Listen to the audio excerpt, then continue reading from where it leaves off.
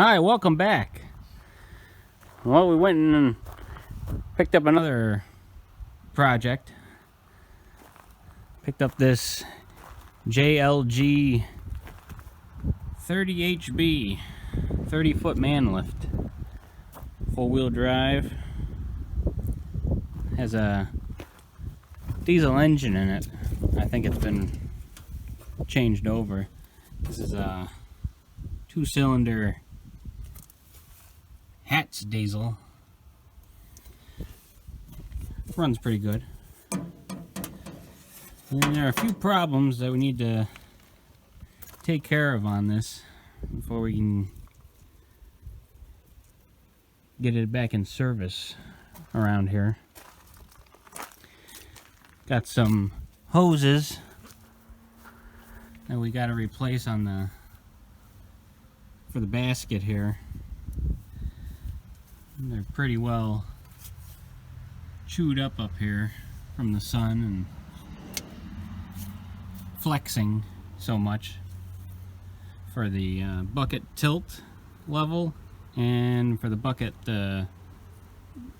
rotating. That's what those hoses are for there. And just kind of going through some of the electrical on it, because it's kind of a nightmare. First off, when we bought it from the guy, he couldn't even hardly get it off the trailer he had it on because of the controls up here. We're kind of messed up for the forward and reverse lever here. There's a barrel in there with a bunch of micro switches, and it clicks them. I had to replace a couple already, and then had to do some wiring for the wheel speed. Had to put a new relay in. Another problem is the electric solenoid for the steering.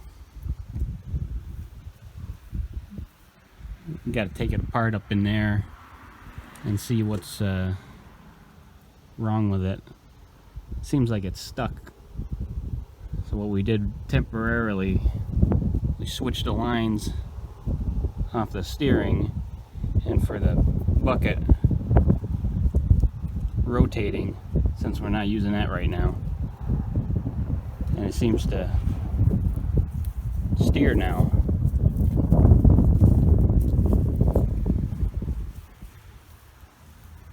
Another problem there that we noticed is that when you get it off of uneven ground and that one wheel comes up in the air right there, it spins, and the rest of the wheels don't do anything. So I don't know what's going on right there.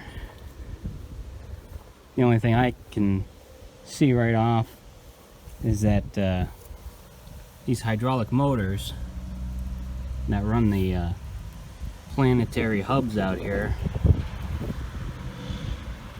they have like a braking system that's hydraulically actuated. And the only thing I see that's different on this wheel than the rest of them is that this line right here,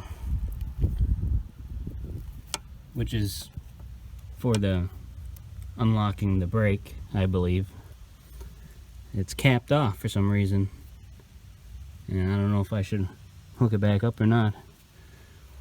So we might try that and see if that works, or we'll have to trace all the hoses back to the valve or the like splitter valve that regulates it to each wheel, and see if there's a problem there or not. This is a from 1988 there, so trying to find diagrams and stuff is a little difficult, especially for the trying to find anything for like the wiring or for the hose routing. I suppose I could go right to JLG and see if they have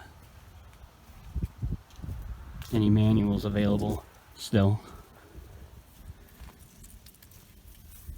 Oh, and the final thing that's wrong is the cylinder right here for the bucket leveling.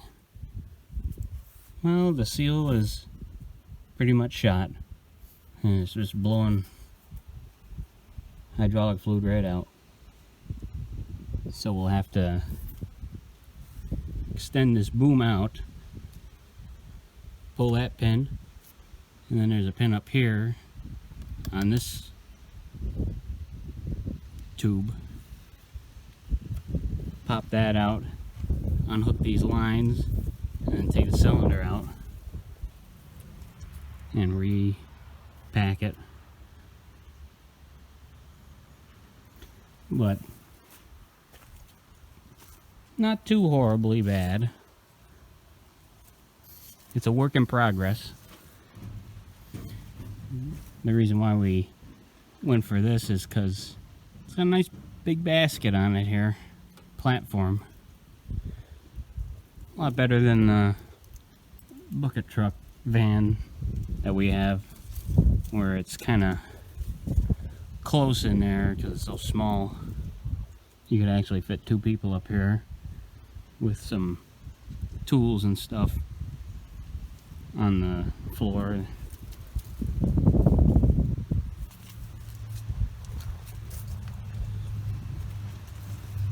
So that's where we're at right now. Hopefully I'll get some videos together here of fixing it up a little. Maybe going through the see what's wrong with the 4-wheel, or making up some hydraulic hoses. Just had to order up some dies for a crimper we have. We're missing a set for the 1/4-inch hydraulic lines. That's what those are, going up to the basket. So we'll get that straightened out there so we can lift it up there without fluid shooting right out of the end of the hoses there.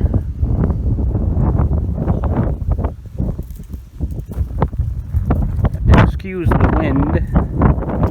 It's always pretty windy up here. Yeah, I'll start it up here so you can hear it run here.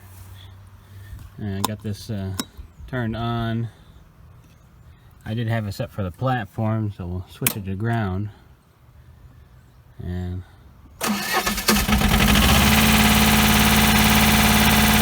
starts right up. And of course you got your up and down.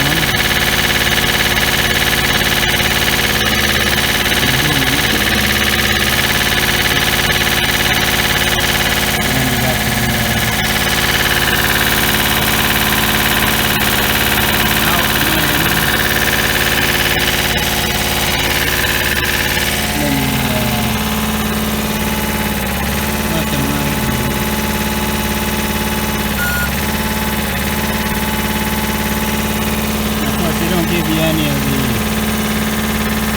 controls to move